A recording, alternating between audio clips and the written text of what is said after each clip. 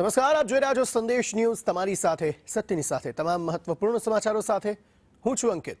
મહત્વપૂર્ણ સમાચારથી બુલેટિનની શરૂઆત કરીએ તો કૃષિ રાહત પેકેજને લઈને મહત્વના સમાચાર મળી રહ્યા છે। મુખ્યમંત્રી ભૂપેન્દ્ર પટેલ આજે એક મહત્વની બેઠક યોજવાના છે। કૃષિ રાહત પેકેજ સંદર્ભે અંતિમ સમીક્ષા તેઓ કરશે।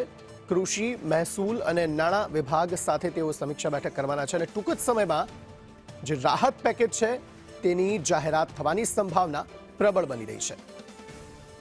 મુખ્યમંત્રી ભૂપેન્દ્ર પટેલની અધ્યક્ષતામાં આજે આ નિર્ણાયક બેઠક જે છે તે મળનાર છે। હિરેન રાવલ પાસેથી આ અંગે વધુ વિગતો મેળવીએ। જી હિરેન।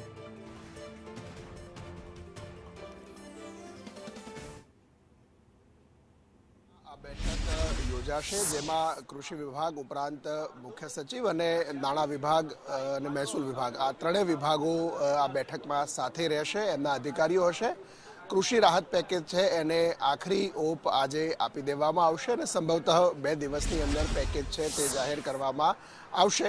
તે પ્રમાણમાં શક્યતાઓ વધુ પ્રબળ અત્યારે દેખાઈ રહી છે। જે અત્યાર સુધી આંકડા સામે આવ્યા છે એમાં લગભગ 50% કરતાં વધુ વાવેતર વિસ્તાર છે એની અંદર નુકસાની છે એ વાવેતરમાં આવેલી છે અને સાથે 16,000 જેટલા ગામડાઓની અંદર આ અસર જોવા મળી છે।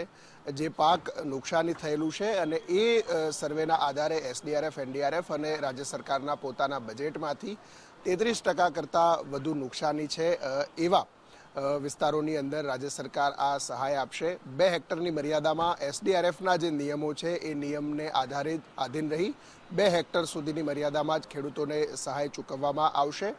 33% કરતાં વધુ નુકસાન જ્યાં છે એમાં ફ્લેટ 100% નુકસાન ગણી અને સહાય રાજ્ય સરકાર છે તે આપશે। અત્યારે ફરીથી બેઠક છે એ થોડા સમયમાં શરૂ થશે। કૃષિમંત્રી પહોંચ્યા છે, કૃષિ વિભાગના અધિક મુખ્ય સચિવ છે તે પણ અત્યારે આ બેઠક અહીંયા છે એના માટે પહોંચી રહ્યા છે। સ્વાભાવિક રીતે છેલ્લા 1 અઠવાડિયા કરતાં વધુ સમયથી આ જે પેકેજ માટેની મથામણ રાજ્ય સરકાર કરી રહી છે એમાં ખાસ એસડીઆરએફના જે ધોરણો છે એનાથી ઉપર જઈ ખેડૂતોને શું સહાય આપી શકાય, પાક નુકસાનીને સાથે સંકલન કરીને શું આપવું એનું આખરીકરણ કરવા માટે અત્યારે કૃષિમંત્રી સાથે અને ત્યાર પછી મુખ્યમંત્રી સાથે આજે ફાઇનલ બેઠકના અંતે કૃષિ પેકેજ છે તે જાહેર કરવામાં આવશે।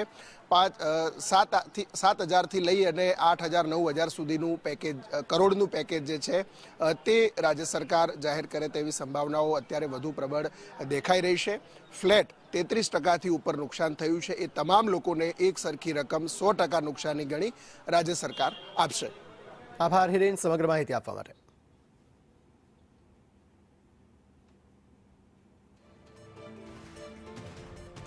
તો ટૂંક જ સમયમાં પેકેજ જાહેર થવાની સંભાવના છે। મહત્વપૂર્ણ બેઠકો આજે નિર્ણાયક બેઠકો જે છે જે થવાની છે અને તે બાદ રાહત પેકેજ જે છે તે જાહેર થઈ શકે છે।